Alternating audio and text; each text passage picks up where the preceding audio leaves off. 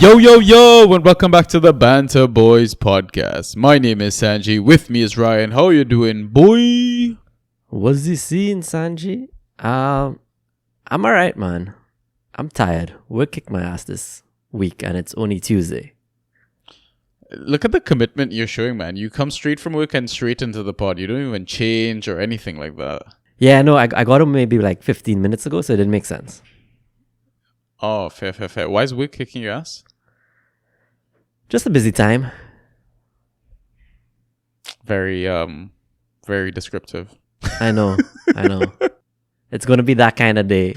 Work is somewhat confidential, right? You can't be telling us the deets and stuff like that. Oh no, it's fine. Nobody listens to us anyhow. Well, I mean, you're a manager. That's the problem, right? Yeah, I mean, that's fine. You got to make sure other people's doing work so you don't have to do anything. Exactly. It's basically like being a fan tracks manager, right? So yeah, I gotta play with my puppets. Yo. I should give them points. Like make a point system and like this is how you get your appraisal. Oh, that is too good. Yo, that's epic actually. Yeah, you should do that. Effective clearances of deliverables. You should do that for sure. Give everyone like a draft position as well. Yeah.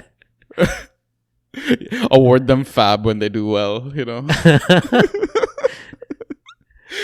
I'm good, man. Work is just work. We had a bit of a long weekend here in the UK. Went sweet. Up north-ish. Well, middle of the UK, somewhere in Derby. I think I was in Derbyshire or something like that. Basically countryside. Lots and lots of sheep. So I really understand why Derby has a sheep or ram as their logo. Makes a lot of sense. Oh, okay. It was alright.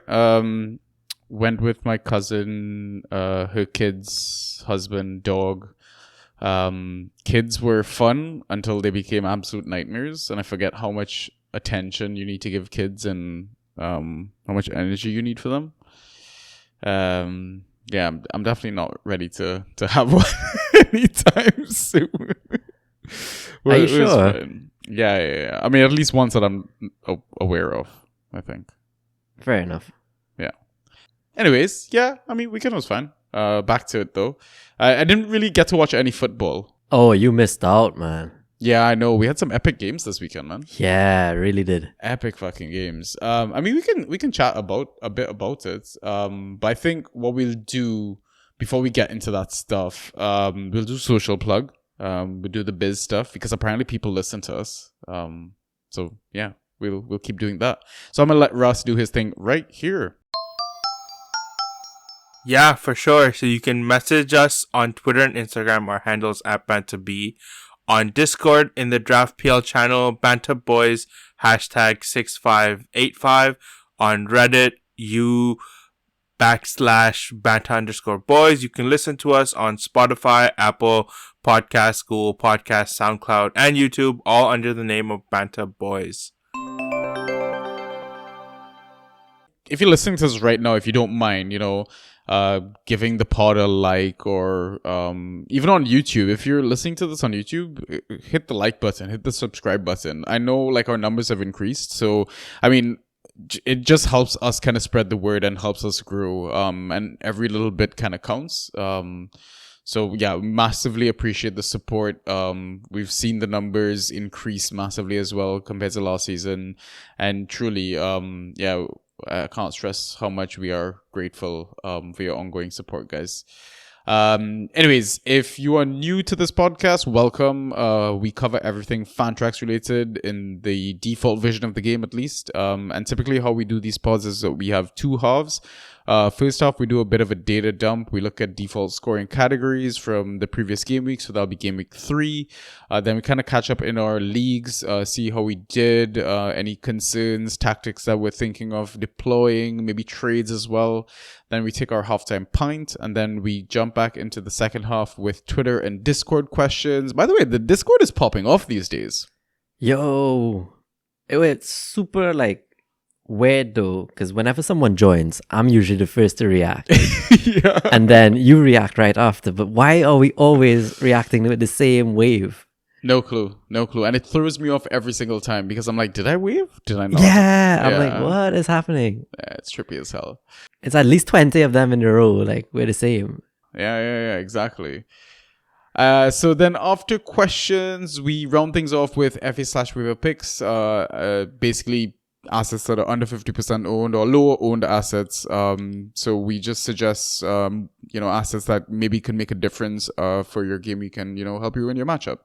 Anyways, before we get started with the pod, we always like to have a bit of a chat, be it football, fan tracks, any of that sort of jazz. So yeah, I mean, there's a few things that I wanted to touch on. I mean, before we get into like the couple of things, which is basically chatting a bit about a couple of new assets. In terms of fixtures this weekend, which one would you say like caught you off guard or you have any regrets about, etc.? Like, I was surprised by Sheffield. the fact that they scored? Or The fact that they scored and they had a chance to equalize. They played well. Or City were just very uncreative, I guess. I don't know which one it was. I'm trying to remember. Well, this was the comeback weekend, right? It was Liverpool, Arsenal. I mean, they didn't come back and win, but they came back into it. Manchester United. I think even Barca were down at their point and then won 4-3 or something. It was like a weird weekend for comebacks. Yeah. I mean, even Fulham went up, then Arsenal took the lead, and then Fulham came back with the equalizer as well, right? Yeah, exactly. Yeah. I also wanted to shout out to all Chelsea fans. Why is that? Because giving they finally won? AC Milan all your assets. Yes. You're enjoying Ruben and Pulisic, aren't you? And Giroud still delivering. I mean, I'm just happy that they're playing football, and I mean, it just validates, the fact that we didn't buy bad players. We're just a terrible club for players. Oh, for sure. For sure. I think Milan has started the season strong. 2 wins in 2, but Giroud already has like 3 goals and 1 assist or something like that. Something nuts. I'm just worried though. All of those players we called out are a bit injury prone-ish. Yeah. And when Champions League starts, it's all going to go tits up. But yeah. True. I'm enjoying it while I can. Yeah, man, that's epic. Yeah, take care of my boys, man. I really do miss, especially Ruben. Ruben was close to my heart for sure. Ruben.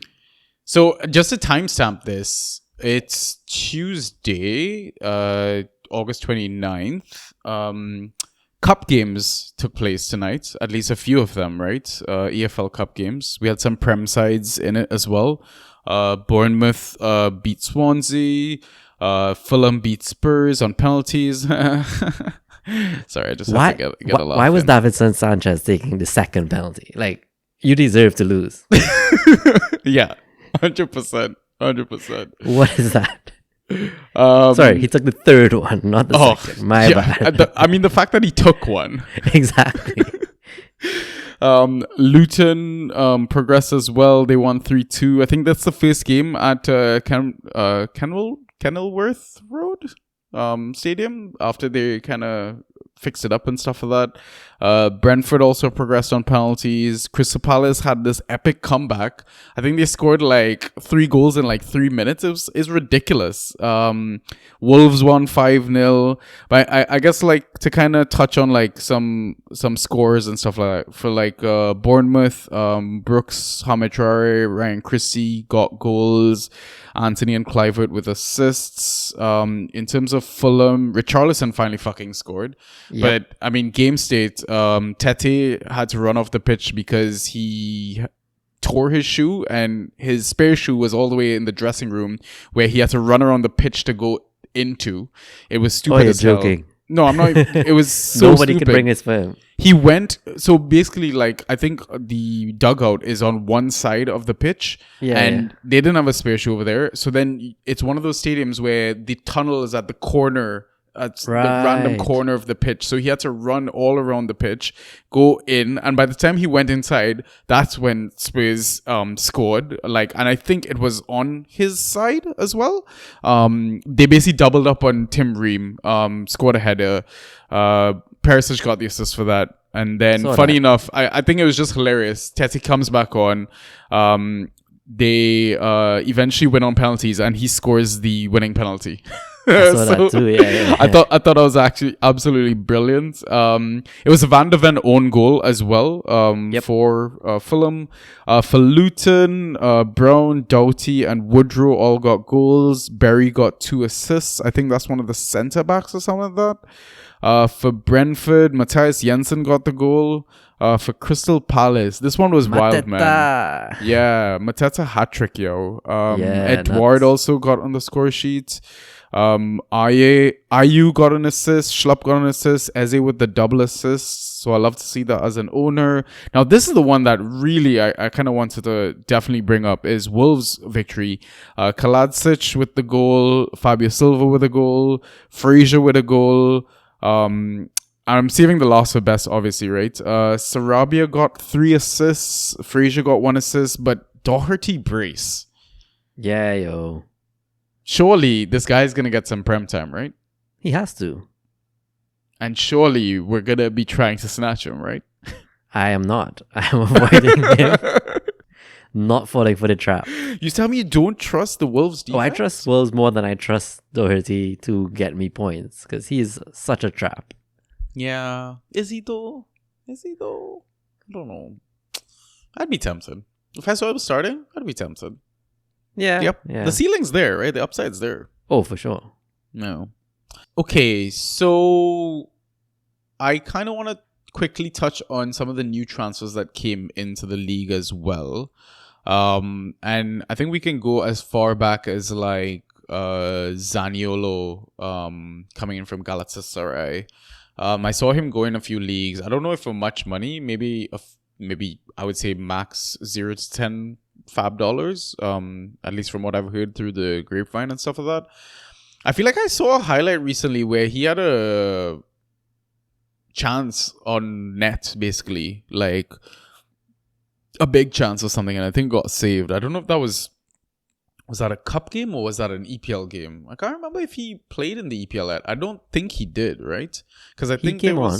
Oh, he came on, right, because I think there's some issues with his European papers. Okay, so then he got, in 16 minutes, he basically had 1 key pass. And I think he was through on net, but he might have been smothered in that sense.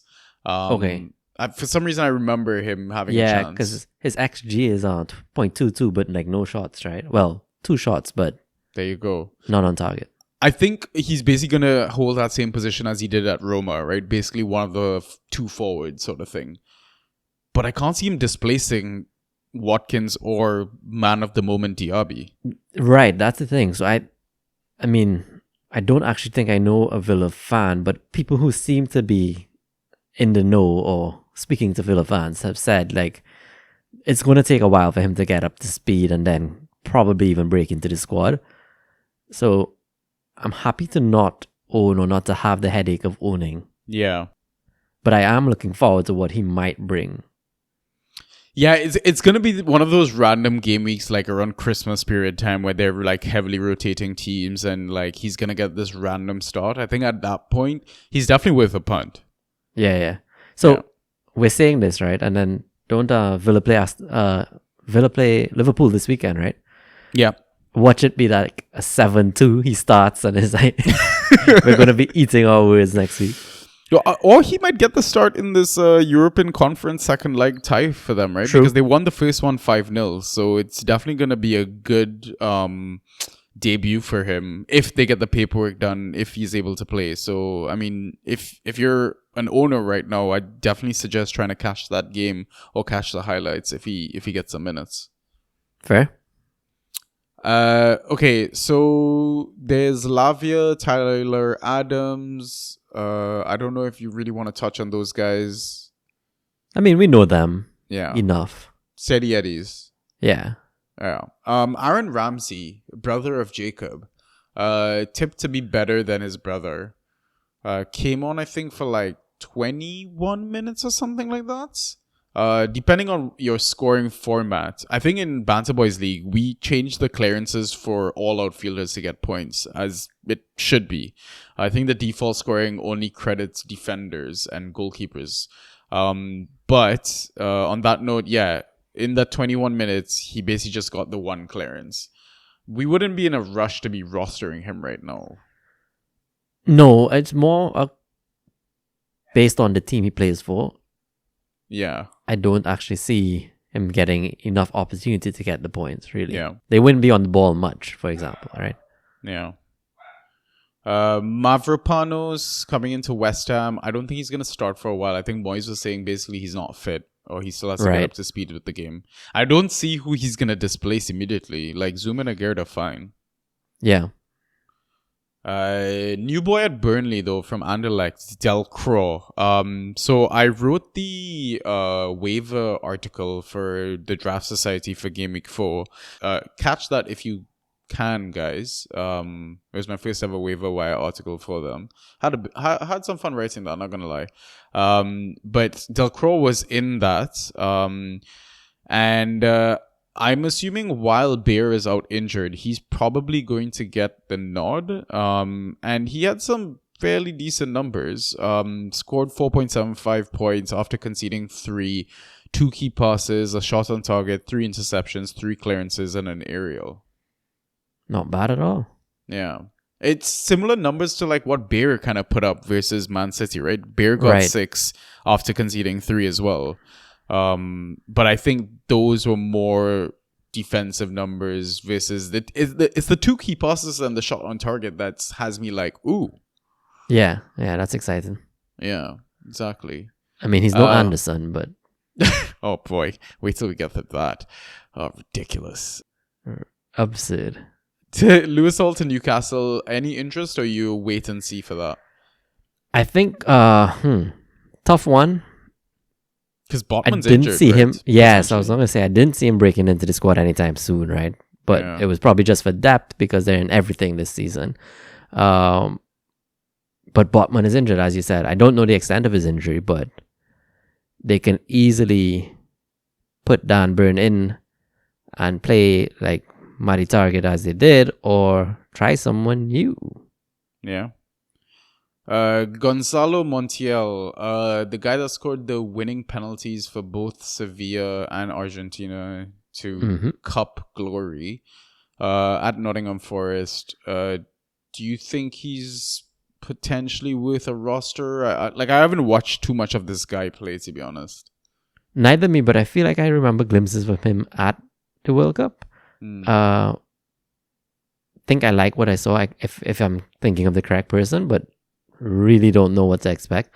I just don't like how rotation prone Forest seem to be. Like, they rotate their defenders. Why? Yeah. I mean, speaking of rotation, Jeremy Doku to Man City. Oof. Did anyone bid on him in your leagues? He didn't clear. I remember Fantrax was messing up today. So. Yeah. Yo, get your shit together, man, Fantrax. Yeah. On, be better. Yeah. We want nice things. I know, for free too. I think I saw him go for like 80 fab and shit like that. Jeez, what? Like international Genie League or something like that. Is this guy even gonna be playing football? Like I don't know what to expect, honestly. I'm not spending 80 I think fab it makes on him. That's neither mad. me. I think it makes sense if you already own maybe 2 of the City attackers and you just want 3 so that 2 play every week or something. But I don't expect Doku to get that many minutes. No, Exactly. Yeah. at least not to start. Yeah. Kudus coming in from Ajax. Hot name, man. He was also part of my article. I saw him go for 100 fab, which I guess is understandable. Yo, I am so excited for this guy. Yeah. Like, he's always excited me at Ajax, and then to see what he did at the World Cup, and then Champions League, like, it wasn't a fluke, right? Like, he's consistently delivered at higher levels. Yeah. Yeah. Do you think, though, he's a Moyes type of player? Because, like, sure, he has goal threat and all that, but I feel like Moyes really typically favors people that work hard, defend, track back, win the ball. Like, Benny is great at attacking, but we saw Benny struggle for starts during Moyes' tenure. Good question. I don't know how to answer the question. I think they're in Europa this season, right? So Yeah, and they there's have also a bit that more to to worry contend with. Yeah. Yeah, cool. Yeah, that's the thing. I'm not that like I get the pedigree of the player, and obviously you want to like use your first wave of priority or spend big money on him, but I mean, just be prepared for the possible pain that's gonna come with it. I think at least the first few weeks. Yeah, I do think he'll break into the squad soon once Yeah. he gets that like work ethic down, like you're saying. yeah. Cameron Archer, Villa to Sheffield. Any interest? Not for me, though. I guess Sheffield did need a better attacking outlet. I don't know. I've seen Osula Osula, start 3 games now and not delivered anything, right? So Yeah, I mean he's getting chances. He's he just is. not been hitting the target really. And I feel like they still need to kind of replace Iliman and Dai, like, and have some sort of proper creativity. I got a tip that, James McAtee could possibly go to Sheffield. That Man City kid. So Yeah. I grabbed him in one of my leagues. Did you? I mean, Bear is out until after the international break. And I think the only fixture that is being played before the window closes is Luton West Ham.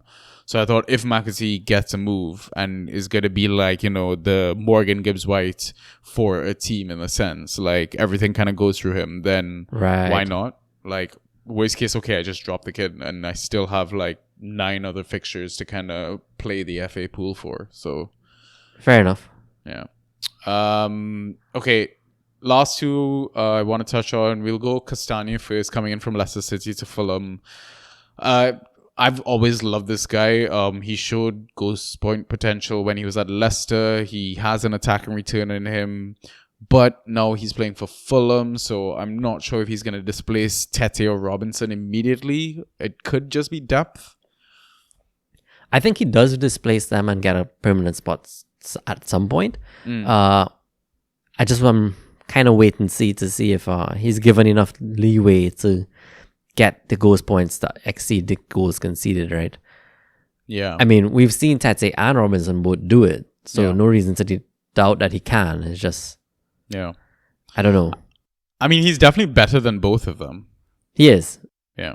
I think it's just already a wait and see for me. I'm not going to spend fab or anything on him, mostly just because he's a Fulham defender. Yeah. Okay, and finally, Beto, coming in from Udinese, Portuguese striker, forward, the one thing that Everton have been screaming for. Last 2 seasons with Udinese at Serie A, he scored double-digit goals. I feel like this could be one of those assets that you spend maybe a surprisingly small amount of fab on, but could reap massive rewards. I agree. It does scream that at least. And Everton have been needing this, right? Yeah, exactly. Do you think he can play with DCL? Oof, that is a good question. Thing is, like, when is DCL back? And if DCL's back, is DCL gonna stay? Right. I don't know. That's interesting because, I mean, we've seen Sean Dyche play 4-4-2 systems. Yeah. So who knows what he has up his sleeve. But I do want to see what Beto can offer first on the pitch before trying to come up with any sort of theories yet. Fair enough. Yeah. All right, cool. I think we've kind of waffled on quite enough. Shall we jump into the main parts of the pod then? Let's do it. Ay, ay, ay, ay, ay. Fantasy with the Banta Boys. All right. So looking at the data dump for game week 3. Highest number of key passes was 6 by 2 players, Grealish and Gross. Then 4 key passes by Julian Alvarez, Anderson, Benrahma, who only played 50 minutes, Chilwell, Anthony, Neto, Saka, Son, Trippier, and Bilva. Thoughts, Ryan? What is Joachim Anderson doing here? I mean, he's always been a defender that gets random key passes with a decent ball over the top. Not 4 though. Or not scoring like 30-something points in a game. Correct. And being Where the you highest concede scoring asset in the game. after 3 game weeks. Yeah, exactly. That's just nuts. I mean, City, obviously, there are 3 assets from City here. They had a good time versus Sheffield. Like, a lot of the ball, a lot of chances, but out of their 30 chances, only 9 on target. I don't know. They weren't clear-cut chances. Like, they usually cut defenses apart, right? That wasn't happening here. I don't know if it was the discipline of Sheffield or if it was just they weren't really on it. Yo, Fotheringham, bro. He's a good man. keeper. Yeah. He had a good game. You see what I mean, right? He's got like decent. He's a decent asset to roster, man. Not bad. I Like mean, they're gonna concede chances. they are, and this is what his second game saving 7 Yeah. times. Yeah. I feel like when you see certain goalkeepers move and like their agility and reaction times and stuff like that, he's definitely up there. Right. Yeah. What's up? What was up with the machine being broken? Oh my god, he hit the post, bro. Yeah. I mean, even if you hit the ball, it's calculated such that it comes back at you and finish it, man. I know, right? Jeez. Yeah, but he's still gonna smash it this season. Oh right? man, he's actually getting better goals this season than last, so I'm super happy. Is that like because of Alvarez though? It might be. He got about 3 key passes this week. So damn. and like Yo, 2 Julian shots on target. Alvarez, man. I'm so upset. This guy is like a monster, and I really want him now. Yo, and it's KDB's injury that just shot his value right up, right? Like, he's going to have to play now. In the first fucking game week of all game I weeks. know. Like, what do you even do or offer the manager that has Julian Alvarez to get him? Like, that's an interesting one. We could chat about that. yeah. Gross, fairly standard. I think he just looks central and... Listen, he's always been one of Brighton's best or highest key passers. Always. I guess. Yeah, always.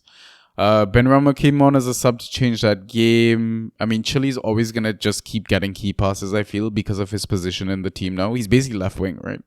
Yeah, but I don't know. His positions weren't as exciting as I've seen him bombing forward from the left back or left wing back position. Like, when he's bombing forward, he actually gets into the box and is like in on goal. Now it just seems like he's crossing as a winger. Like, I cannot believe this fucker passed the ball when he got into the box, by the way. Dude, like, come on. Anyway, that's FPL speaking. I don't own him in franchise. Anthony ghosting well. I mean, he's always been kind of a ghoster, but he just sucks at like the final product. Yep. It's so frustrating. Neto reborn. Jesus Christ. Another like late sleeper in drafts, and this guy is just like smashing it. Absolutely smashing it. So regret not getting him. Like, so he much. went so late. Yeah. Like maybe 12th round. Yeah. Yeah. Yes, lots of regret. Saka-san, yeah, that's fine. Trippier as always, man. So consistent. This guy's just always saying, you know what we should do? We should look back at like maybe past season or even this season, keep a track of how many times players have popped up in our data dump. Guaranteed Trippier is going to be there. Yeah. For sure. Like one of the top players. And Bilva shows up as well. I don't know what to expect from Bilva. Like he either smashes it or gets 0 points. Yeah, so I think it's slightly dependent on where he plays, but I am a bit annoyed that Foden was ill, but like that there's rotation in the team again. Doku's there, Bilva's there, Foden, Grealish, Alvarez. So I'm happy to not own him anywhere, but I can see him delivering consistently for maybe like 3 game weeks, and then some managers lucking out and transferring, selling high, basically, right? Yeah. I guess now's a good time to kind of sell high if he's ghosting well, because you definitely can't predict that he maintains it rest of the season. Shots and how many were on target then? Highest number of shots attempted was 8 by Julian Alvarez and Haaland, both with 3 on target. Then 6 shots attempted by Miggy Almiron with 1 on target. Bruno Fernandes with 3 on target. Matty Cash with 3 of his 6 on target. Evan Ferguson with 4 of his 6 on target. And then 5 shots attempted by Jordan Ayew with 1 on target. Danjuma with 3 of his 5 on target. Pascal Gross with 4 of his 5 on target. Rodri with 2 of his 5 on target. Jackson and Sterling both with 3 on target. And then Ollie Watkins with 2 of his 5 on target. Thoughts, Ryan? There were some monster hauls this game week. Yeah, man. I feel like everyone scored points, bro. Like, what was Cash doing getting a brace? 6 shots, and 3 on target. Insane. Sterling, man. We saw it last game, glimpses of him being back to his, best where he's just surging forward. But I did not expect that. I told you, man. Yeah, you did. I was wrong. It was Haaland got 3 shots on targets, not key passes, but still improving his ghosties, right? Yeah. But not that surprised from the City output because they were playing Sheffield. Yeah. Ferguson looked good for his debut start for the season. Yeah, he did. Yeah. A shame that he couldn't find the net. He had some good shimmies and stuff to get space for himself, get the shot off. By the way, Rodri apparently said in an interview that he's been unshackled playing with Kovacic. Yeah, it looks so. I mean, we've always known he has these shots in his locker and he loves a shot, right? Yeah. But he's really a better player this season, which is kind of unbelievable given how well he was last season, how good he was last season. Yeah. Miggy needs to calm the fuck down and pass the ball. He's so wild, man. He's basically the out ball now, right? For that team. Yeah, it seems so. I was surprised he also wasn't subbed off early. They took off Gordon instead, who was playing remarkably well. Yeah. I think Miggy hit the post twice. Bit unlucky, but jeez, man, pass the ball. Stop skying the damn ball. Do you remember? Yeah, good. I own Miggy in one league. You don't get points when you're off target, damn it. Yeah. Tell that to the Buemo owners from last season. Do you remember when I sent you the screenshot of my IGL matchup when I was winning 95-1? Yeah. That was pre my Cash and Digne points as well. Oh no. How much did the opponent finish? We'll get to that. Okay, we'll get to that in the next segment. But yeah, I owning both of those guys, it was nice. It was a nice game week. Bruno's up there. We expected it. The bounce back as well from United. We talked about, them really needing to win. We talked about Danjuma looking good as well. And he's kind of showing the points a little bit. Even underlying numbers are quite good. Jordan Ayew, by the way, kind of a reborn asset in a sense. For a while now, right? Ever since Roy came back in. Yeah, exactly. Yeah. I'm still not that keen on him because I don't think his ceiling's that high. But stable, reliable forward asset, I guess. Yeah. All right. Accurate crosses into the box. A high of 4 by Neto. Then 3 by Bernardo Silva. Then 2 by Anderson, Estupinan, Gross, Mitchell, Trippier, Trossard in 45 minutes, and Kyle Walker. Thoughts, Ryan? Anderson, what are you doing here? No, but Jesus, Pedro Neto, man. Why? We saw an uptick coming. We knew this was going to just be a matter of time. But geez, he smashed it. I think we could have easily smuggled him from a unsuspecting manager and buy low prior to his game week. Now you just can't. There's no way. What I don't get is all this creativity from Neto, and Cunha had 0 fucking points. After ghosting so well in the first 2 games. Who got the goal in the end?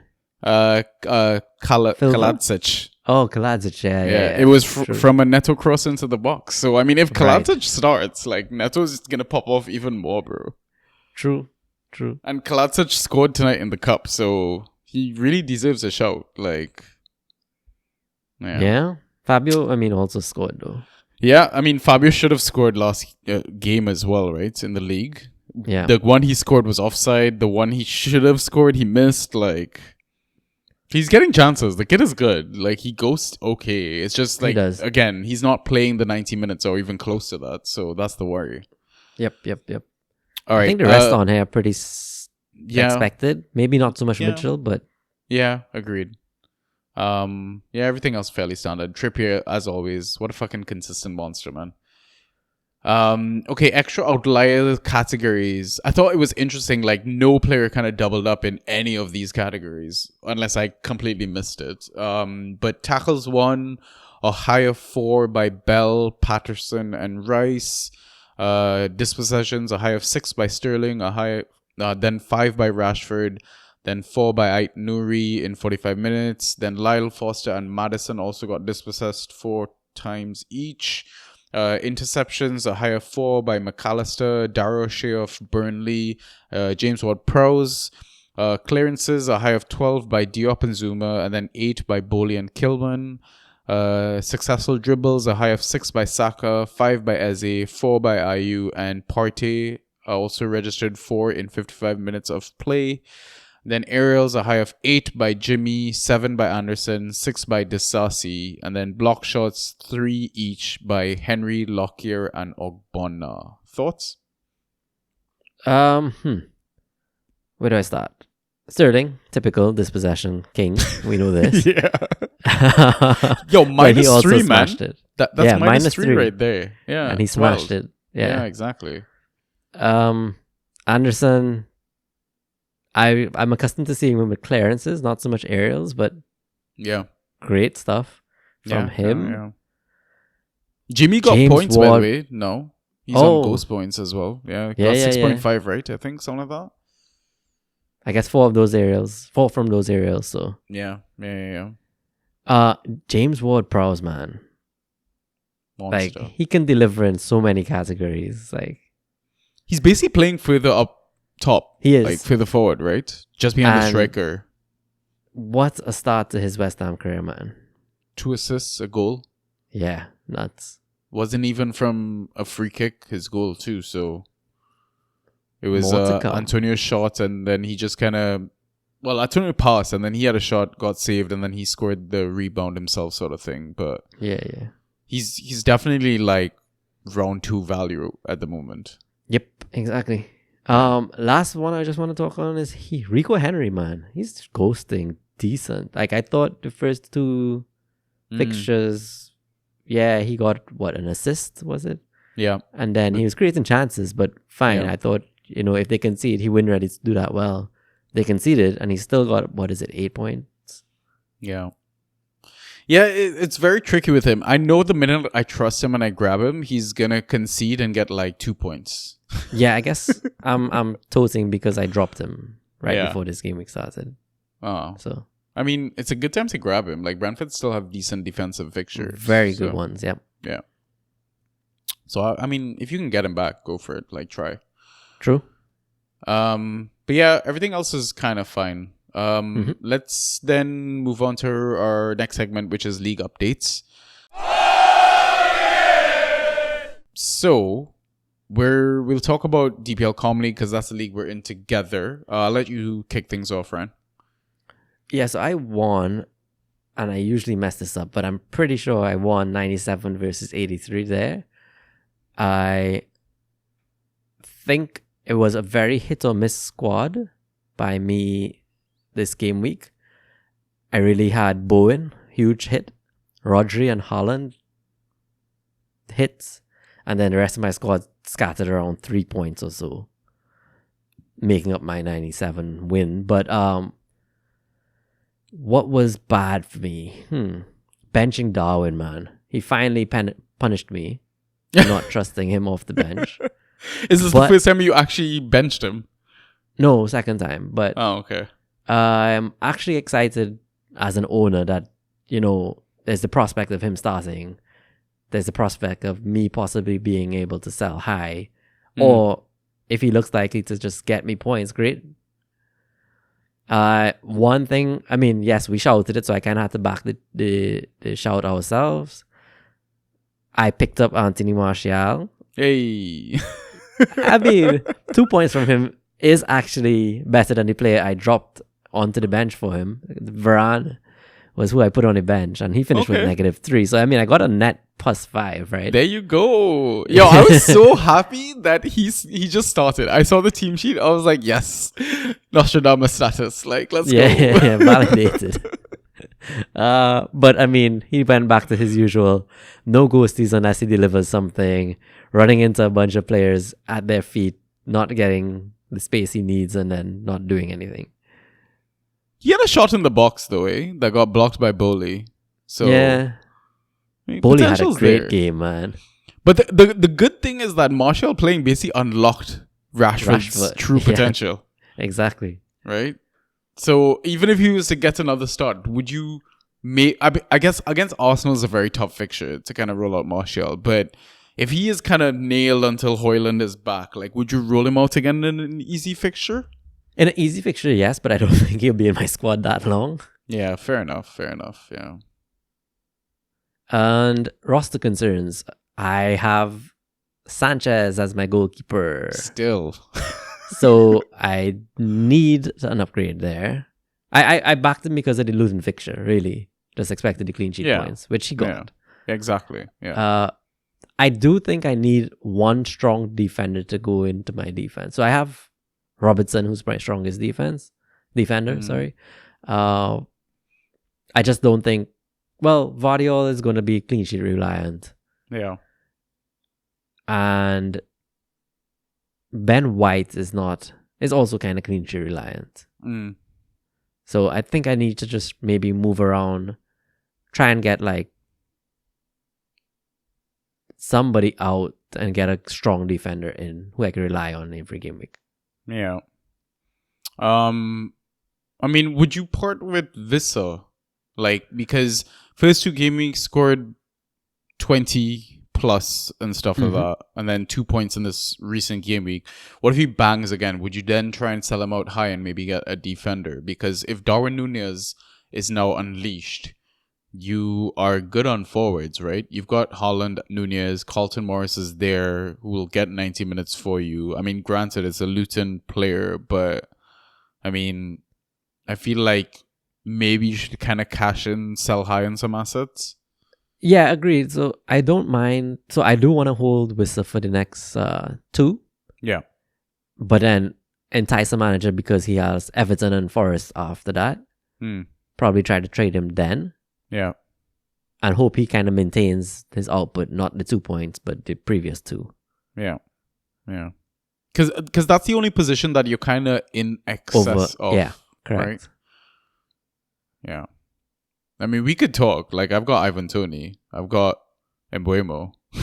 True. It's useful to me as well. Like, I'd basically have that Brentford forward spot nailed in that sense, right? So, I just need Shadi next. So, who actually finally delivered. Yeah. For him. Yeah, great goal, man. Great goal. Yeah.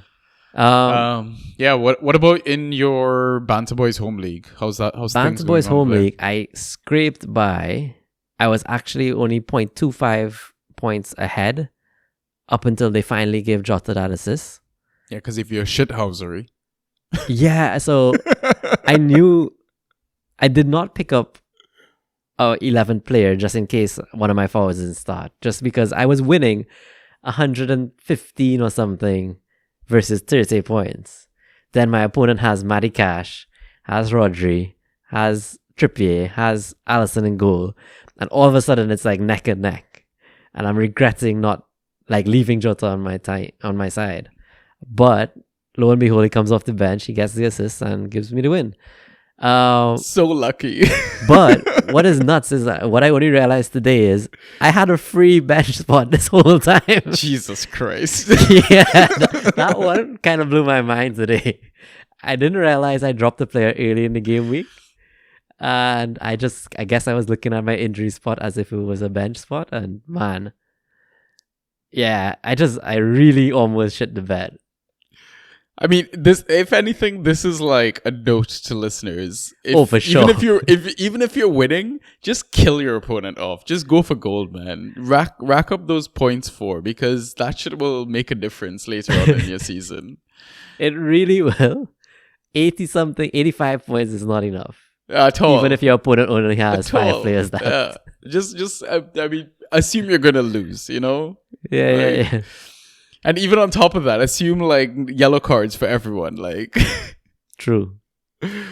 Oh man, you know what's crazy? Like, I feel like depth is gonna be more important this season than before, given all these yellow cards. Like, I won't be surprised by like the next international break or whatever. And I think that's like around game week 8, game week 9 or something. 9, like that, yeah, right? around there. Yeah. We're gonna have players on suspension. Yeah, exactly. Tons of them. Like, it's gonna be crazy. So I think I actually checked, but in game week 2 or after game week 2, a lot of players on 2 yellow cards. After game week 3, I don't think any of those got a 3rd yellow card. So I don't think we have a single player on 3 yet, but we have a ton on 2. Yeah. But still, 2 out of 3 games is just nuts. Yeah. We'll see game week 4 going into international break, man. It'll be very interesting for sure. Yeah. All right. Anything else with Banter Boys League or? No, I think Fantrax shit the bed. We really don't have any transfers or trades or waiver pickups or free agent grabs to discuss. Yeah. All right. Wait, so that happened in both your leagues, eh? Banter Boys and and we're in RR. Yeah, that got delayed for us, right? So DPL, call me. Yeah. Okay. Damn. Is there anyone you're eyeing in particular? I know Areola's free in RR. Yeah. So I obviously don't want Sanchez in my goal. Yeah. I might splash like a tiny bit of fab on him. Yeah. But I'm not that concerned because Jose Sa is also free. Like, I'll get a good goalkeeper, right? Fotheringham's there. Yeah. There was someone I was eyeing up, Let me see. Are you gonna break the bank for Kudus or Beto or any of these boys? I am going to splash for Kudus, yeah. Yeah. How much are you thinking? Bruno Guimaraes is free. But he's struggling now with Tonali's inclusion, eh? Struggling, but yeah. I still think he's worth rostering, and you don't drop. Like, he has a good quality game. Player. Yeah. He got 5 tackles or something this game, didn't he? Yeah. Yeah. Wait, did he? No. Didn't he? I'm looking at it. He didn't. 1. Oh, 1. Oopsies. Oh, I guess I need to talk to... Man, Chris keeps giving me false information. False links, false tweets, false information. I need to correct this guy. I need to fix him. Anyways. Okay. Yeah. Kudus, Breakbank, Beto. Any money? Any bids? Tiny. Yeah. 20 to 30? Less than 5. Less than 5? Yeah. No way. He's going to be Everton's starting center forward. Yeah, but I don't need a forward. You heard my lineup. Yeah, that's true. Okay, maybe in Banter League, but... Yeah, Banter League. Yeah, exactly. So... Yeah. Okay, cool.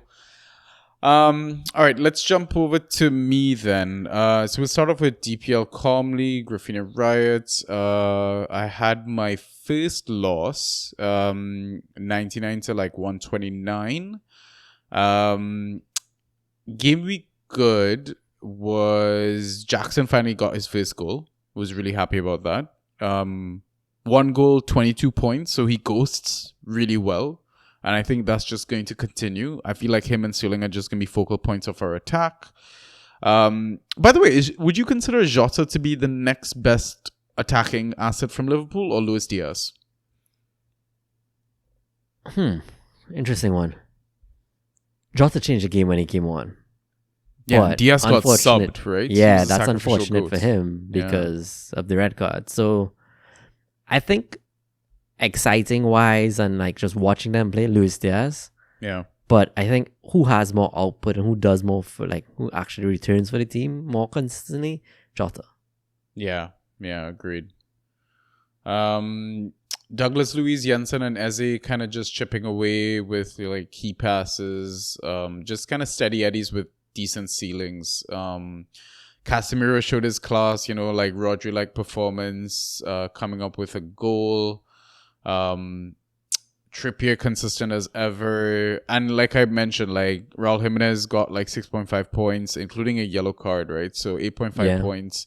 If he can bounce back, like he could potentially be a solid forward 3, forward 4, if he's able to kind of, maintain that form.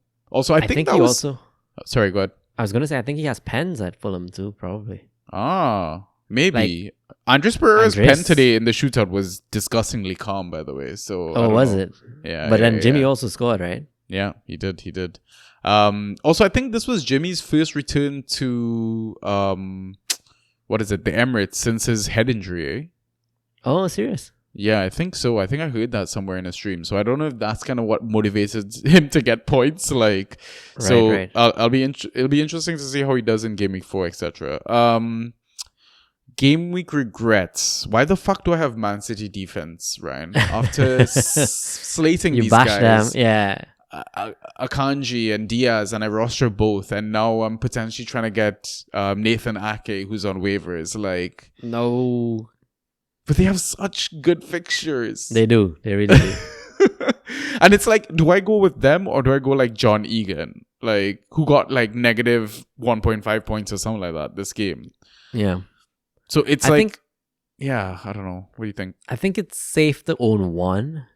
Yeah. And just hope he ticks along for you. Like, Vardiol this week did not deliver, right? 3 points, I think. Yeah. Because they conceded. But once they concede, you're pretty much in shit. Yeah. Ruben Diaz 2 points, so... Exactly. Yeah. Man. The fixtures are right. Yeah, that's the thing. The fixtures are good. All right, let's see.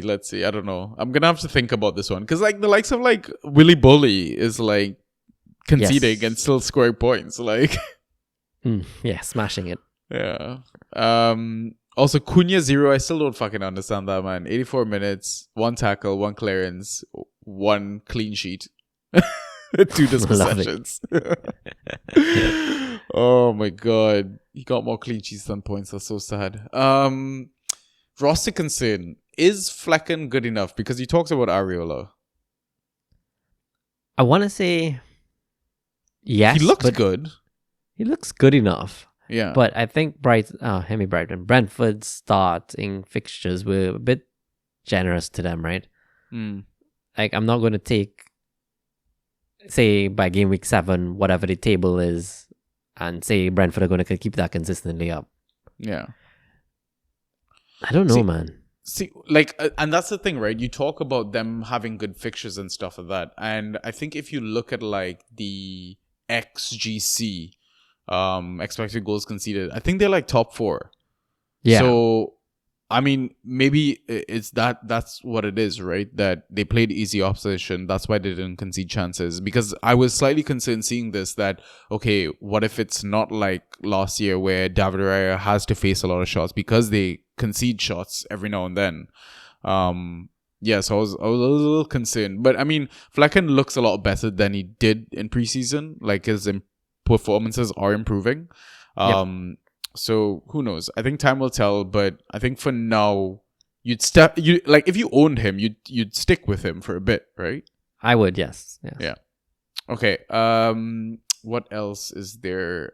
Waiver picks again. Fantrax broke itself, so I have no idea what's gonna happen there. I'm gonna try and get Kudus as well, but I'm pretty sure I won't be able to get him. Yeah, I mean, we might have that updated discussion later. IGL, I'll quickly run through as well. So this is the league that I had Cash, Dinia, basically the whole fucking works. The good stuff about this, I grabbed Vicario as I think like I put a couple of dollars on him because I thought like Spurs had good fixtures and he returned with the clean sheet. I have Jackson here as well, Bruno Fernandes, who's back in the goals and assists and all that. By the way, I benched Virgil van Dijk here as well to make matters even better. Yeah. stellar. I had like, it was just like the perfect lineup that I basically played. I do want to talk about Cash and Dina though. I'm getting like inside tips and advice that I should be selling these guys on a high. Because there's a chance that we could see rotation when Europe kicks in, etc. But the problem is that right now my defenders in that league are Virgil van Dijk, Matty Cash, Thiago Silva, Luca Digne. So I basically only have like 3 starting defenders right now. But like, how or who do I even try and upgrade to? Like, do you think it's possible I could maybe buy low on Trent right now with Cash or Digne? I don't think you'll get it. Yeah. But I would try to sell Digne on a high. Yeah. Maybe to like the Moreno owner right now. Because if I wait, then Dino's going to be dead. So in the he has the water. handcuff and you get... Okay, gotcha. Yeah. But like, what other defenders am I going to be able to get? I don't know if I'll be able to get a Tarkowski or a Pinnock. Like, the options are kind of limited. Like, I feel like there's a giant gap in terms of performances right now. There's. So... yeah, and the problem is that like my bench on this team is like VVD red card, Alex will be injured, Ivan Toney is like not gonna be playing for a while. Adama Traore I got for like 15 fab, and I don't want to drop him yet, but I'm kind of thinking I might have to, because that kind of just leaves me with like 2 flexible spots at the moment, right? Yeah, in your case, does not seem... I mean, you could also just bite a loss. And on Adama. Give it time. Yeah, give it time. Oh, no, not the fab loss, but like bite a game week loss. Yeah. Like patience might pay off. Patience, yeah, exactly. Yeah. I had a similar situation last game week where Dalo or Wan-Bissaka, neither of them was guaranteed. Well, one of them was guaranteed to play, the other wasn't. Yeah. Then I had Ferguson, who wasn't playing. Yeah. Iwobi as well. Jesus. And then somehow in the course of that game week, Jesus fit again, ready to start playing. Yeah. Iwobi was a longer term injury, fine, but Shaw got injured, so Dalu and Wan-Bissaka starting all of a sudden. Yeah. And I forget who the last... and then the Zerbi said Ferguson's going to start. So I actually had a headache in the end, which was pretty strange. I went from having no flexibility to having a ton. Yeah. I think patience could bring that to your team too, so... I mean, you know for sure when VVD is going to be back, unless he gets the increased ban. So yeah, then I'm kind of fucked a little bit. Yeah, just a little bit. Yeah. So that's what I'm wondering. Like, okay, maybe what if I like pair up Digne with like Cody Gakpo, because Gakpo is another asset that I'm worried about rostering right now that I feel like I should kind of send out on a trade. Like, if you own Gakpo, which Liverpool asset would you be targeting to kind of send a trade to a manager? Like, who do you think benefits the most out of a handcuff? Darwin owners, I would think. Maybe. Yeah, would be, right? Because I would assume Diaz is kind of like in his own category right now. I think so. Him and Salah are their own. Yeah. Jota, Gakpo, Darwin are the others. Yeah. So I guess, okay, then I might have to do that, because I'm worried. Like, the thing is, Gakpo is getting okay-ish ghost numbers, right? But it's the early subs, 65 minutes, 61 minutes, 57 minutes. Like, it's concerning, right? Anyways, I think that I'll have to have a think about that one. But all right, those are league updates. 2 wins, 1 loss in both leagues. But yeah, we'll see how it goes. Early days. Anyways, what we'll do now is take our halftime pint, and we will be back after the break with questions and picks. So we'll see you in a bit.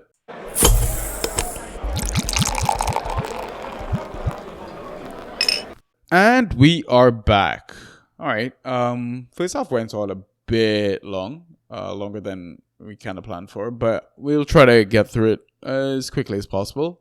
But we got some questions, Twitter and Discord.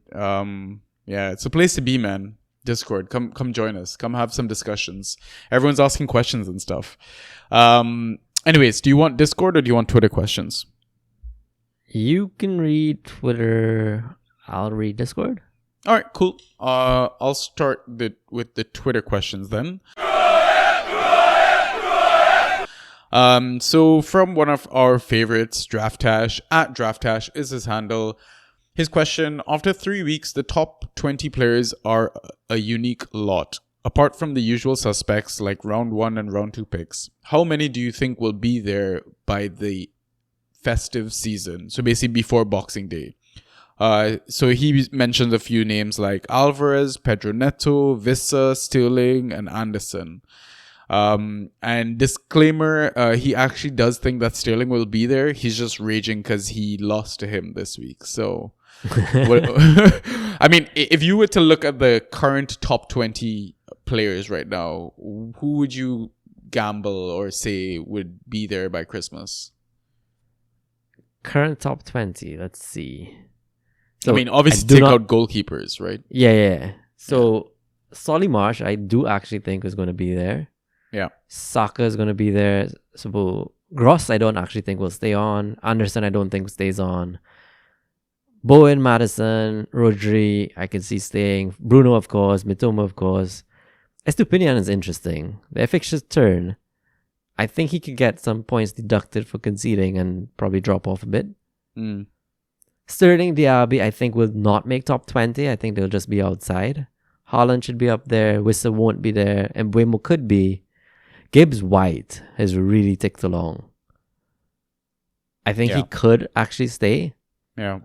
Foden, it really will come down to his playing time. Yeah. Once he's on the pitch, he'll deliver.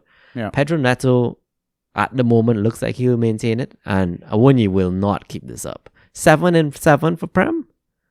Man's on form, yo, from last season. Well, too. sorry. 7 consecutive games. Yeah. I think it's 9 goals in 7. Yeah. Something It's disgusting. nuts. He's on track crazy. for Vardy's record.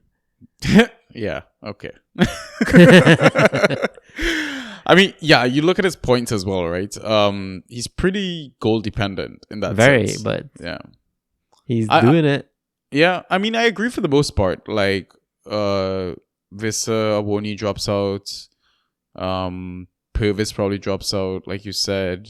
I think Pascal Gross could somewhat stay up there just because of how much he's like his key passes. Could like do. how much he generates. Because like if I look at like the next 20, like a couple of names that I think should or could be up there, Ollie Watkins, Salah, Eze, maybe one of Diaz or Jota. Right. James Ward-Prowse, come on. Yes. Well, Right? he was down a game, right? Yeah. Has a higher points per game than a lot of them. Yeah. But I mean, even like the ones that Tash kind of mentioned in his list, right? I agree with Alvarez. I agree with Pedro Neto. But it's the others that I possibly like. Okay, yeah, I agree with Wissa. He's saying Wissa drops out. Anderson, I think with his laughing emoji, he's just saying yes because he owns him, I think. But I think like Anderson won't be able to maintain that. Come on, Of course not.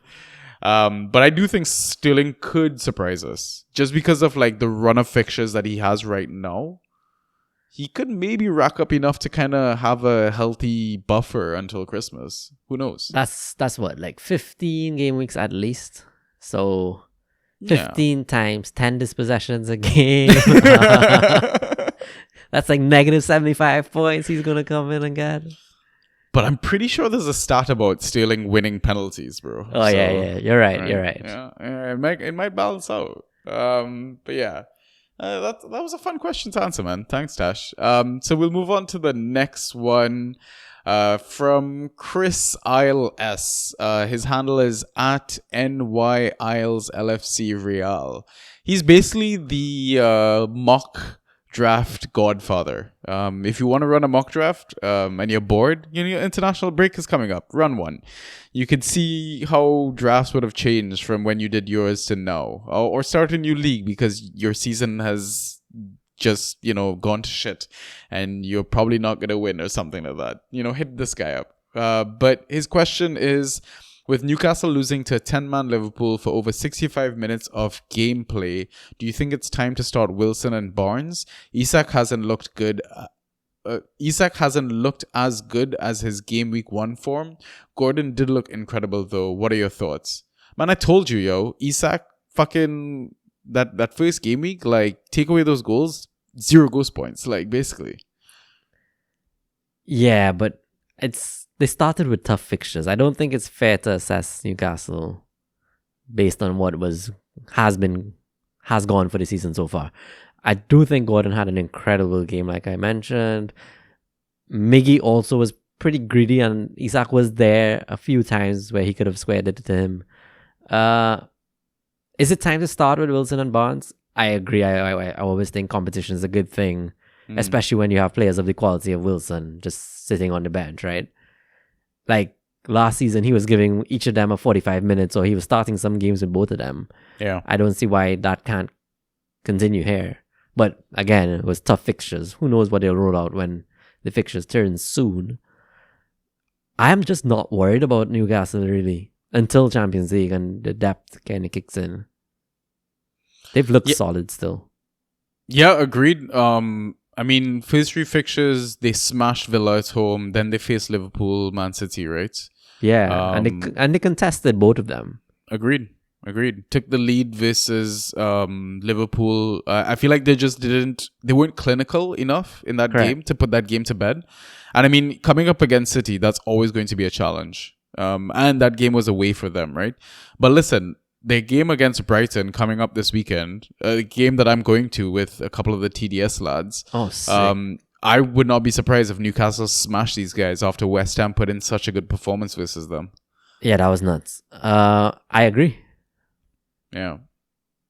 I agree with your points, man. Like it's too early to judge. Like it's too early to even judge your own fan track seasons. Like it's only 3 game weeks in.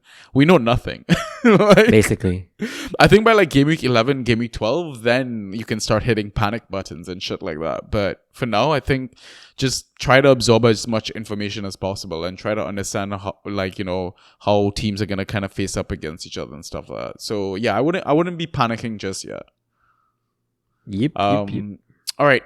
Next question is from Draft Espresso at Draft Espresso.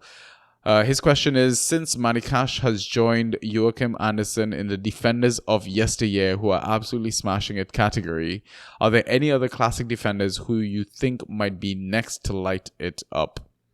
Oh, I like this question. I'm going to draw out Ashley Old. No, so I don't actually think Ashley Old is ever going to get a 30-point week. You know who I do want to see smash it though? Like a random player from one of the promoted sides, like Connor Roberts, because you remember maybe a few seasons back he had that massive game week. Yeah. Actually, he had probably a chain of massive game weeks. I would love to see someone like that smash it. Robertson as well. I would love to see him smash it. Yeah. Hell, I wouldn't even mind seeing Trent coming off, Joe Gomez on and smashing it. I mean, nobody will own him, obviously, but like. You know who's kind of like caught my eye a little bit, but not someone I'm like recommending to go rush and get, is Barney from Bournemouth. In like his past few games, like he got 5.75 versus Spurs after conceding 2, 4.25 versus Liverpool after conceding 3, 5 after conceding 1 versus West Ham. I feel like in a good fixture, he could be some decent value, man. Like, I know we're not talking about defenders of yesteryear stuff, but I the fact that we're talking about defenders, I did want to kind of mention him. So I'm going to draw 2 ex-Brighton boys. Yeah. Guess them. Oh, actually, I say X. There's only one X. No, one is current and one is X. Oh. What's his name? Cucurella. Nope. Oh, but he just got that move. Dan Burn, right? Dan Burn, yeah. I think he had a key pass this last game week, and he looked good until he had to kind of fill in for Botman. Yeah. But Dunk had, I think, 2 really good. Yeah, he had a shot cleared off the line in a sense, right? Yeah. True. By the way, this Luke Shaw injury, man, so gutting to see for him. But Dallo AWB handcuff manager owners like yourself must be bouncing off the walls right now. Yeah, it's just you need United to actually deliver. Like, yeah. Who else, man? I mean, I guess like Dina Marikash could potentially, but they just lit it up, right? So Correct. Yeah. it's like, who else is there? By the way, Jared Brantwood came in for Michael Keane, got 5.5 points after conceding a goal, and I think he got a yellow card as well. I don't know if he counts as a yesteryear asset, but he could potentially light it up as well. Damn. Yeah. Yeah. One to keep an eye on. Yeah, I can't think of anybody else. Yeah. I mean, Willie Bolly. He also just smashed it. We're yeah, I mean, Willie players Bolly is a defender of yesteryear. He was a beast in his Wolves days, Wolves right? days, yeah. Yeah. Yeah, I like that show as well, for sure. Or even Veltman keeps coming off the bench. Yeah, why am I going back to all these Brighton boys? I know you love Brighton, man. I mean, it is our favorite club for one of our multiple FPL accounts. So nice. Yeah. Any of the Spurs boys? They've got a good run of fixtures. Romero, but he's already delivering decent value for this season. Yeah. I don't see Royale or Perisic really bursting into the squad anymore. Yeah. Emerson? Maybe not so much yesteryear though. Yeah. Yeah, I feel like a lot of our yesteryear defenders are kind of missing. I don't know. Like we've got a lot of new boys these days. Okay, so. I'll throw out one that I would be really happy to see break into the squad, but it probably wouldn't happen. Evans, because he's at United now, right? Oh, true. An injury to one of those guys. Yeah. Yo, Lindelof actually smashed it in his 45 minutes, by the way. Oh, did he? Yeah, Lindelof. I'm glad to see he's getting minutes and trusted. Yeah, in his 45 minutes, he got 2 key passes, 2 clearances, a block shot, 2 aerials, 7.5 points. Didn't concede any goals, but decent. Yeah. Maybe he's a yesteryear sort of person? Perhaps, yeah. Yeah. Okay, cool. Okay. All right, thanks for the question, Draft Espresso. So now we'll move over to Discord questions. Ryan, what have you got for us? Sure. So first guy up, his username on Discord is HazardFC/Fantrax. He has 2 questions. So first one is how much percentage fab, so I guess how much you have and how much you're willing to spend on what you have left, are you spending on Kudus? And if you aren't planning to spend any, what is your ideal Fantrax transfer in January? So I think you're spending maybe 85 to 95% of your fab budget. I know people have blown their full budget, but I still think you need to keep a couple of dollars in your bank in the season. Like, it always comes clutch, man. Like, even for my budget, like, I think in IGL or something like that, I only had 61 fab. I was never going to get Kudus, but I put a $60 bid on him. I left that like $1 in my bank. You never know, man. Like, every little bit kind of helps. When you least expect it. But would you agree with that in terms of like percentage of budget? Like 85 to 95? For me, it's about 80 to 95. I might go on the lower end, like 80, 85. But yeah, agreed. In terms of Jan transfers, that's kind of hard to predict because I feel like you got to think about teams right now. What are they kind of missing, I guess, right? AFCON's a good thing to think about too. But again, you don't really transfer to cover AFCON because it's really just like 2 or 3 game weeks they miss. Would you consider Ivan Toney a transfer in? Oh, nice. You can maybe drop fab on that, like give it to the manager that owns him. No way he's sitting free in leagues. Yeah, he's not. Can't be. Yeah. I mean, ideal, because Bruno was a January transfer, right? So yeah, ideal transfer, like it's a guy like Bruno Fernandes. Yeah. I mean, what if Crystal Palace gets like some sort of will-class striker or attacker to go with Olise and Eze? Maybe that's a player to bid on? Gotcha. Yeah. Right? Who else would be there? Maybe Spurs get a better forward than Richarlison? You mean the guy who scored today? Yeah. Wasn't it offside? No, it wasn't. Damn. No, it was when they were down to 10 men, like you said. Exactly. Yeah, good shout. Yeah. Or maybe City gets some other creative midfielder. I can or see that, something like especially if an injury comes to one of their key players. Yeah. Yeah, exactly. So maybe one of those guys really that I'd be kind of eyeing up right now. Because everywhere else, I think they're somewhat set in a sense, unless some major injury happens, right? Yeah, exactly. Yeah. All right. Sweet. Next question. So Hazard FC has another one for us. He says, "Is injured Shaw a drop in a 10-man league? Streaming high-end defenders seems more possible in his league. He's saying players like Zuma, Egan, and Dawson are available." Is it bad that I don't like any of his options? I'm not that keen on the streamers either. I mean, I think you drop Shaw, right? Because it sounds like he basically re-injured the muscles that are related to his broken leg. Oh, seriously? Yeah, that's what I read in a tweet before we jumped on to record. So it doesn't sound good. Okay, I read months out. I didn't know how much months was. Like, I thought it was 2 to 3 months. Yeah. I think I would have held if it was 2 to 3 months. If it's longer than that, probably drop. Yeah. But Shaw had gotten back, or it seemed like he was getting back corners. And to me, that's where most of his value comes from. Like, he was on the Data Dump last week, right? Yeah. With huge key passes. Yeah. I mean, in that sense, I get you, because it's not like the options that he mentioned are people that you'd keep week in, week out. Like, these are guys that you would stream. Yeah. So, it's tough. Yeah. But I guess you need concrete news to then know. Yeah. I mean, out of the options that he listed, like, I think my order would be Zuma, Dawson, Egan. Agreed. Yeah.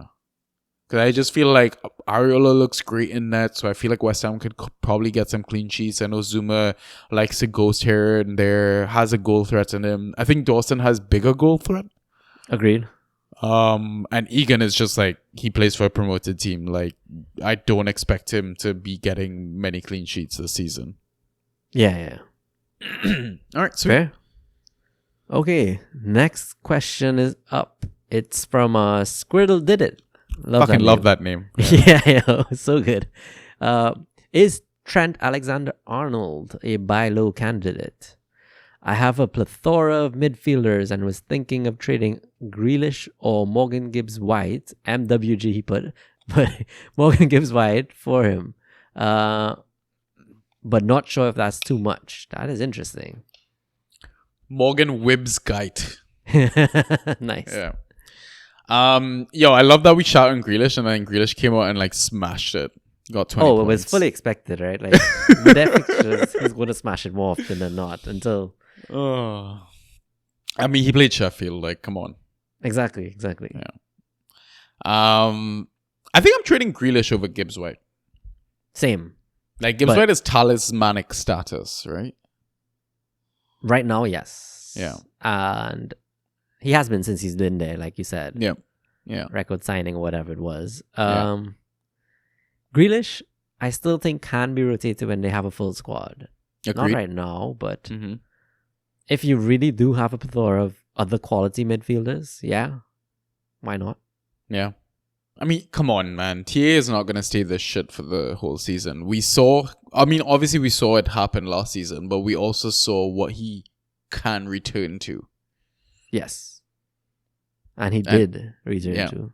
Yeah, exactly. I mean, it's probably not going to improve anytime soon, especially with VVD out, and we don't know how long he could potentially be banned for or whatever. Like, I don't think they've kind of clarified that, but yeah, man, I would love to get T-Baby in my team. Like, stash him if you can.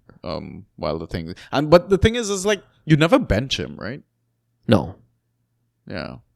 So interesting one then. If we're saying trade Grealish for him, would you wait one game week? Because City have Fulham, Grealish could probably do well again. Yeah. And Liverpool have Villa, they probably concede. And the trade looks even more exciting to... Yeah, agreed. Very good point. Very, very good point. You might even squeeze a couple of dollars of fab even. Who knows? Exactly. Yeah. Love that. All right, sweet. Next question then. Next question from HKing101. Would you trade... Oh, Trent's popular. Would you trade Trent for Estupinian? Might be a good trade target if you think Trent is finished. I think end of season, for me, I would say TA finishes above Estupinan. Okay. Not that clear cut for me. I'm not sure yet. I mean, it's early to make that call as well, given Estupinan starts and how attacking he can be, right? Yeah. But it's just like it's like Brighton being in Europe. Like, I don't know what to expect from that team. Like, how they're gonna cope with having even more games than they did last season. Yeah, fair. So I don't think it's... I'm not down on Trent. I think Trent does deliver his usual at some point. Yeah. He'll hit his stride. I think I'm just that high on Estupinian that I think he's going to be as good. Yeah, but surely Trent has more routes to points, right? The Yes. odd corner. I mean, he doesn't have corners nailed as much, which fucking sucks, right? For his output. So it's like still taking some. Exactly. Robbo's taking some as well. Yes, but I the saw fact that that too. he can take some corners is a plus. And we know he can score a goal from a direct free kick as well. Yeah. Right? True. Good point. The quality's there. It's the positioning though, right? I mean, they're two very different fullbacks in a sense, right? Yes. Estupinan is very like gung-ho, in your face, just like Chilwell in the box, like high up on that left side. Whereas Trent can do that on the right side, but he can also play through the middle, Fair. right? Fair. And it's whether or not Klopp does something to kind of deploy him through the middle, which is fucking weird. Like, you've done that all preseason. Why is it not happening now? I think it was... He called him back from it this last game. Somewhat. Yeah. I get your point. Fair. Yeah.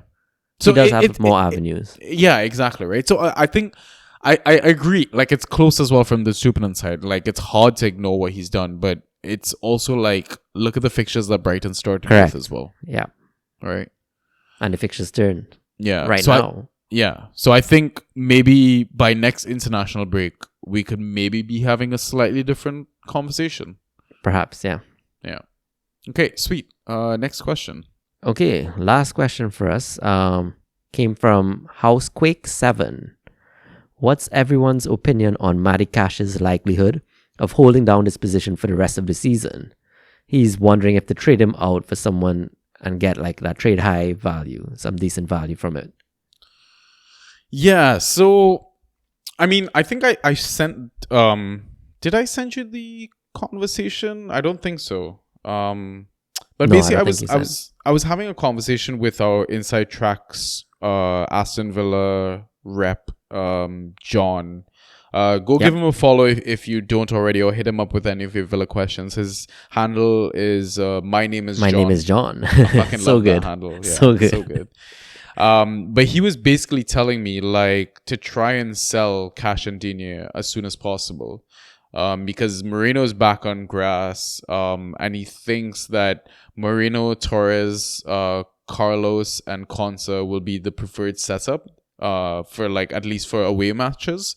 And like Cash is probably going to be competing with Bailey or McGinn on that side, and then Digne possibly becomes rotation once Moreno is back. So he's saying like now is the time to like sell high because this is probably the best they're ever gonna be in a sense. But I mean, as an owner of both, I'm very hard pressed to trade them out, right? Like, you see the potential that Cash has, the goal outputs and stuff like that.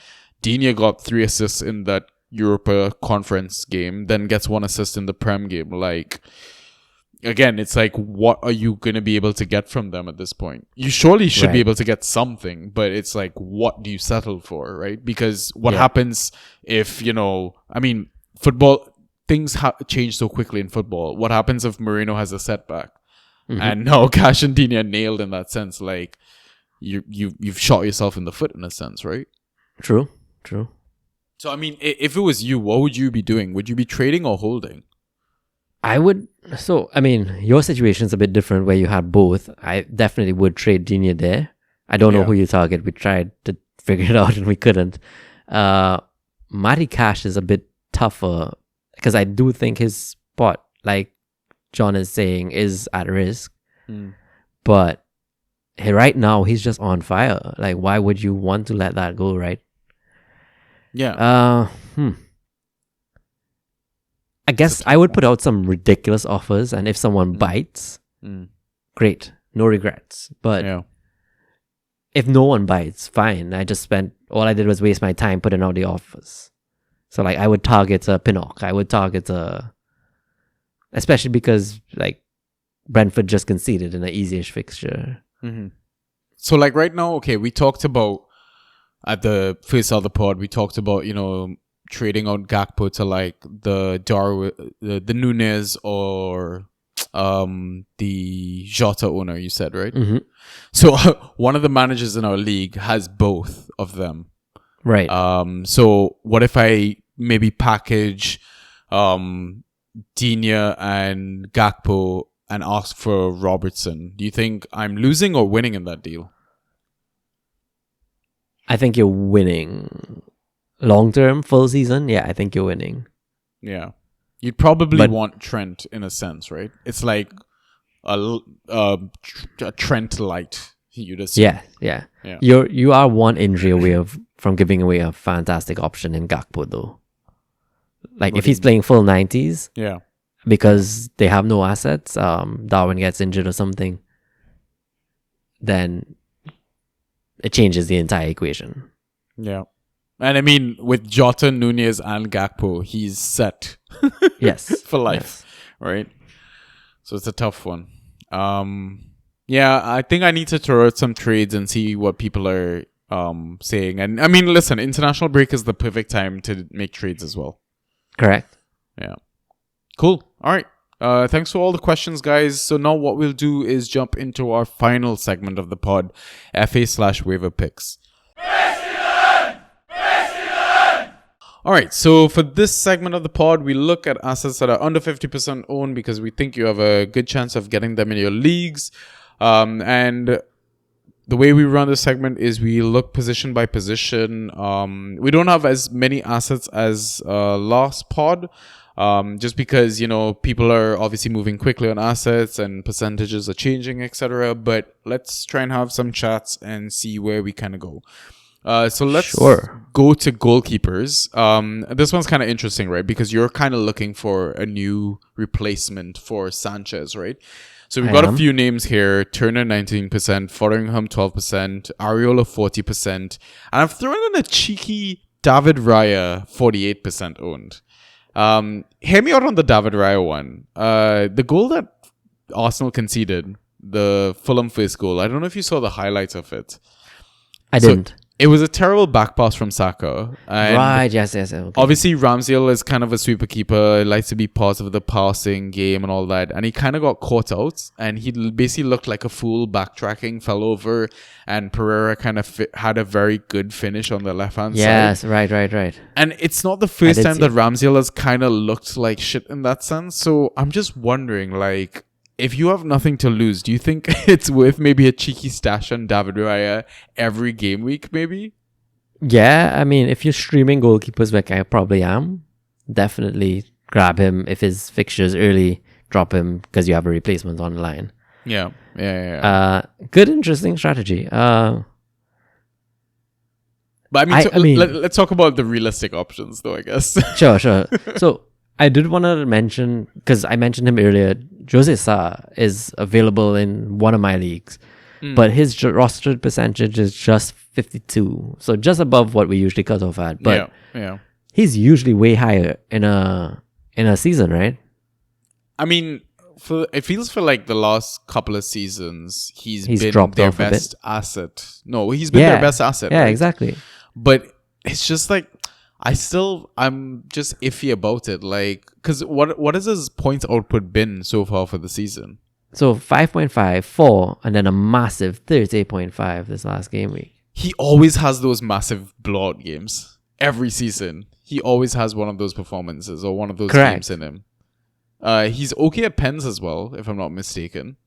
Sorry, I might have called the wrong league. 29.75 in a regular league. Okay. Yeah. But yeah, I mean, still close enough, right? Correct.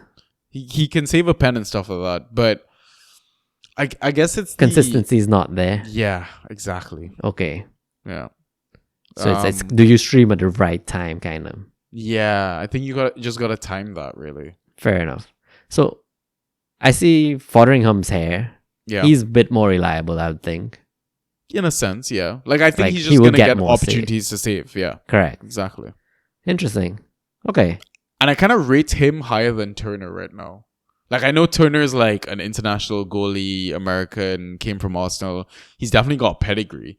But I don't know. Something about Fotheringham I just love, man. So I have an interesting one.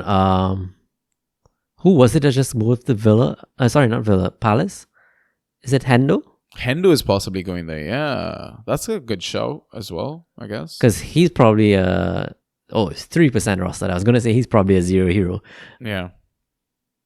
Did you get burned by Henderson last season? With I did once. You really want to go back there? Maybe. I think I would gladly punt on Hendo Yeah. just for kicks, and then if he does not work out, there are always going to be goalkeepers on the FA pool. So Yeah, but the one you're planning to go for, and I think you should try and get, is Ariola 40% owned. He looks the real Yes. deal right now, man. he does, and I mean the reason we were staying away before preseason, before the season kicked off, I should say, is because we thought he might be rotating Yeah. with Fabianski. Doesn't look Yeah. to be the case, so No. And he made some really good saves in that Brighton he game. did, man. Yeah. Yeah. He was the goalkeeper that helped them win the Conference League as well, right? So, Right. yeah. I think it's worth a shout. How much fab would you be willing, though, Max? I'm so stingy. I put in 9 Yeah. and then I revised it down to 7. I like that. I mean, it might be excessive to some experienced managers, but listen, I think sometimes if you see a good asset and you want to get them and you think it's worth a season-long sort of hold, I think, yeah, why not? Sometimes Exactly. these like big money assets don't pay off, man. Correct. And then Ariola compared to the next best, it's a biggish gap. Yeah. Yeah. Cool. All right. Let's touch on defense then. Just a few names here. Garrett 16%, Bowley 6%, Branthwaite 3%. Who do you want to start with? I like Garrett and Bowley. I find they're pretty similar. Like they consistently deliver ghosties. Yeah. And then if they happen to keep a clean sheet, you're in, mid-teens of points. Yeah, I mean, Garrett definitely has the fixture, right? This time around. Yeah. This is Luton. I know, Luton's home fixtures are supposed to be tough as well. I mean, they won tonight 3-2, but you'd think that West Ham should get that over the line, right? I mean, they look like they could win the title right now. Correct. They have the confidence. They have the momentum. It should stay. Yeah. And I mean, then again, saying that, but Arsenal looked... Actually, no, Arsenal did look shaky, but they really should not have lost to Fulham. So I drew with Fulham. Yeah. My bad. It counts as a loss, right? It does. So, yeah. Branthwaite, though, 3% owned. Looks like he might have displaced Michael Keane. Those ghost points you mentioned earlier weren't a joke.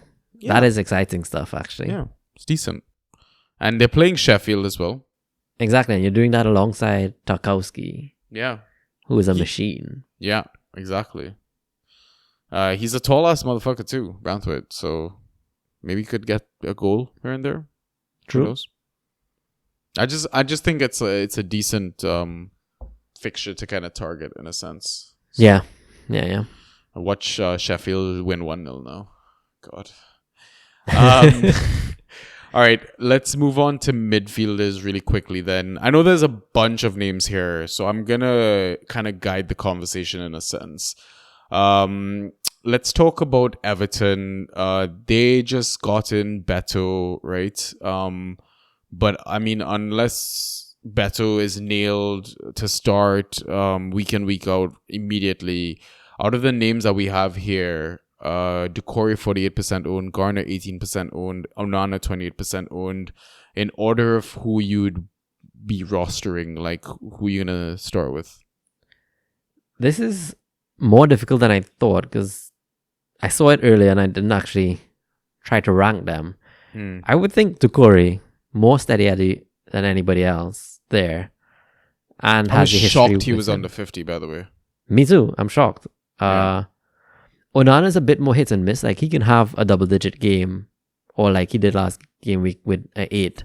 Yeah. But then he can have a very close to 0 game. Yeah. I think Ghana is on not pens, on corners with it will be out, right? Yeah, but Or I at think least- Ashley Young took all of them, by the way, last game. Did he? Yeah, because I had a look at FBRF and Garner's corner count didn't change, and then Ashley Young all of a sudden was top of the list. Oh, So I mean, wow. your love for Ashley Old, are you gonna go back there? Are you gonna go go there for the pain? Like, What was it? Oh, defenders of yesteryear, man. yeah. So James Garner got 2 key passes, 1 shot on target, 1 tackle, 1, and a yellow card. Yeah. Still delivered 7 points.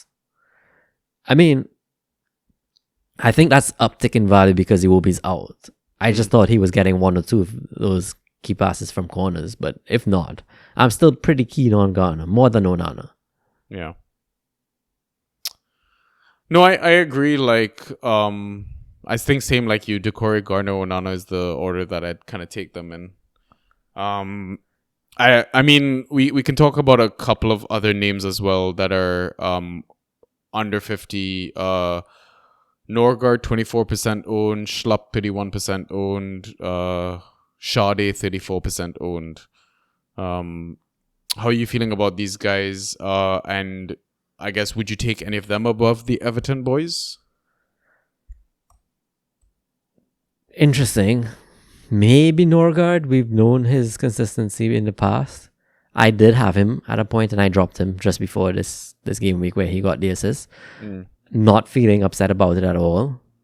I don't think I'll necessarily hold any of these guys necessarily for the whole season, right? So I think in my preference, out of the ones you listed, probably Norgard, Schlupp, and then Sade. But it's close. Yeah. I mean, Sade showed his explosiveness this game week, right? But we like our safety net of points. That's the thing, Exactly. right? I think I might put Schlupp above Schlupp the above? two Brentford It's boys tough. It because was tough. like Schlupp has a bit of both worlds. Like he has the ghost points and he has a goal in them. That's fair. And I prefer assets with goal threat, I think, than assist threat. It's like Okay. the same thing as FPL as well, right? Yeah. Goals win games, man. True. Like, yeah. Okay. A couple other names I want to touch on. Giles, 30% owned for Luton. I think Doughty played and scored tonight, so I was a bit nervous about it. But I mean, Giles is still on corner set pieces, and I think he's probably one of the better Luton Town assets to kind of own. But what about Goodmanson, 4% owned, or Vieira, 2% owned? Thinking of the strategy I was talking about, like if you have a spot, stash them, the same thing like that whole David Raya thing, right? Just hold on to them. If they start, they could be fucking massive. Yeah, especially Vieira. He changed the game, right? Yeah. And I mean, given the team he plays in, there's always going to be a potential for points. Yeah. Schlupp. Goodmanson, so happy to see his name again. Haven't heard about him in ages. Yeah. But him and Giles, it's trickier because they're promoted teams. I think Giles is a bit more talisman-y. Like he will get a lot more of the ball, like you're saying. Yeah. And I would probably lean in his favor over Goodmanson. But I do kind of worry that, not worry, but we haven't had a good fixture to assess Luton yet. Like they played Brighton, then Chelsea, right? They've not played those easier teams. So I think that's when you want to target these guys anyhow, when they're playing an easy fixture. So not the time yet, in my opinion.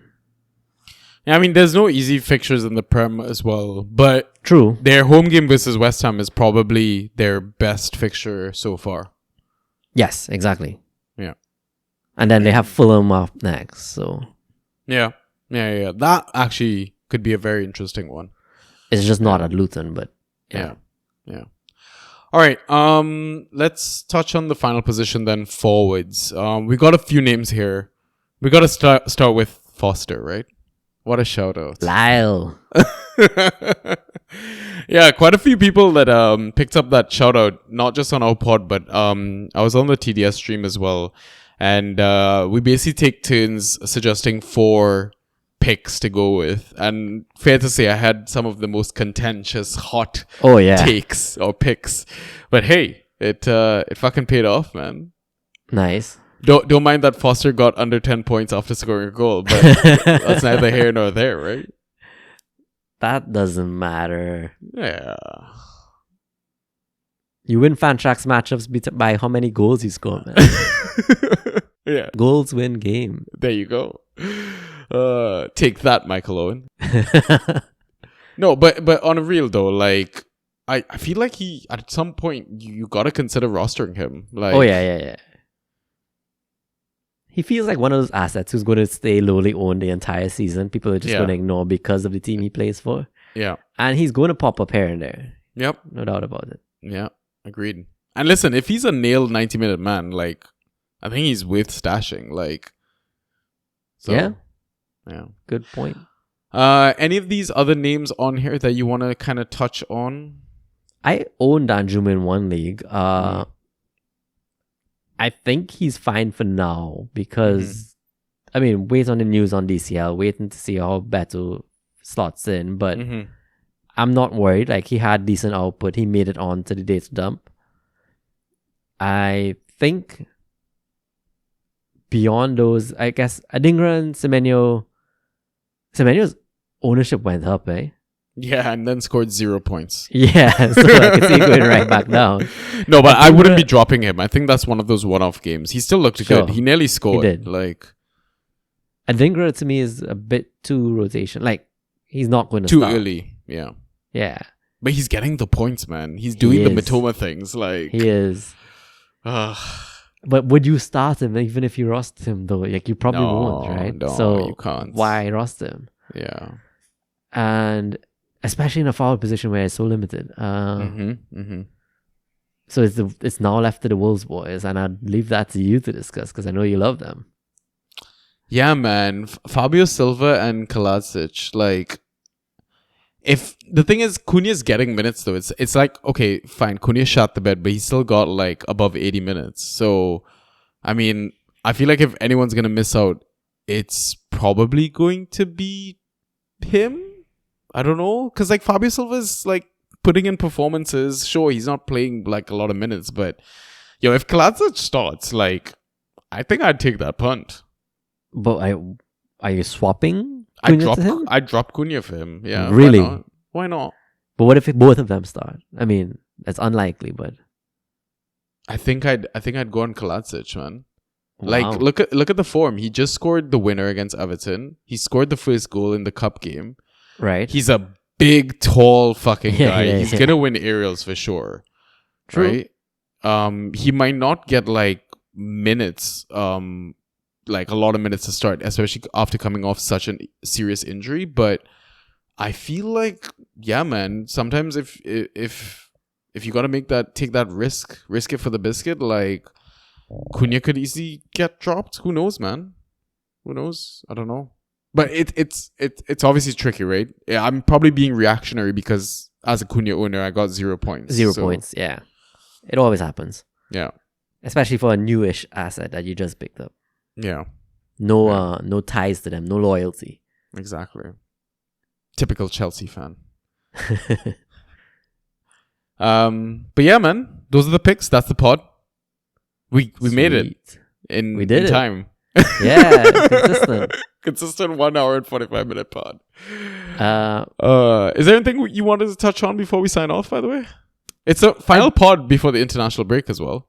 Fair point. I did want to kind of open it up to the listeners who've made it this far, if you've gotten this far. Yeah. Give us some feedback. I want some feedback in terms of how we're doing, how we could be better, Yeah. what segments, even if you have no segment ideas, just tell us what we should adjust on our current segments Yeah. to make it more beneficial for you, right? We want you guys to win your leagues, except the ones that you're in with us. 100%. And yeah. And yeah, just what can we do to make you have more fun? Yeah. Have I mean, fun. I mean, if we don't get feedback, then I assume we're perfect and we're never going to change. Never. Even if we get feedback, we might not change, right? So. Yeah, exactly. We're gonna plan some stuff out though for international break. I do want to definitely bring some of the Inside Tracks people back on, or do some sort of compilation stuff, and maybe do a catch up with those boys. We might have a guest as well because you're traveling, right? I am. Where you going? Going to visit my brother in Canada. Nice, and you might see. I might see Ras, yo. Yeah, first time, right? Correct. Yeah, it should be fun. So you might be MIA in terms of recording, so we'll definitely have to get somebody on. Nice. Yeah. Shouldn't be an issue. I mean, you volunteered to like take a mic and all that, but I feel like you should enjoy your vacation. So I mean, I still probably will have a mic on me. You can never run away from the football completely, can you? You know what's surprising? I don't plan it, but my vacations typically happen to be when an international break is on. Oh, you definitely planned that. And it's so good, except the moment like the next game week comes, you literally just want to plop down in front of a screen or in a pub or something and just take in every single game, especially because you're on vacation. Yeah. Like, I'm pretty sure I'll be hyped to talk about like that next game week after.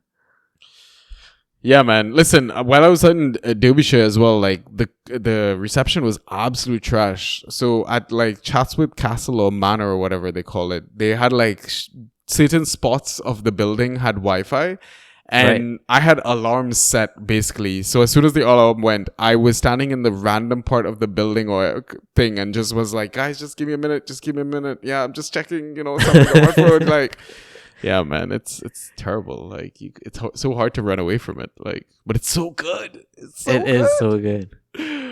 Yeah. Anyways, man. Good luck for Game Week 4. Have a safe trip. Give Russ a giant hug. Try and play some football as well. I think you might be planning a game. He told me pack my boots. I'm doing it. There you go. That's the first thing you're packing, surely. For sure. Yeah. All right, sweet. On that note then, listeners, thanks again for tuning in to yet another long marathon episode, and we will catch you on the next one then. Peace.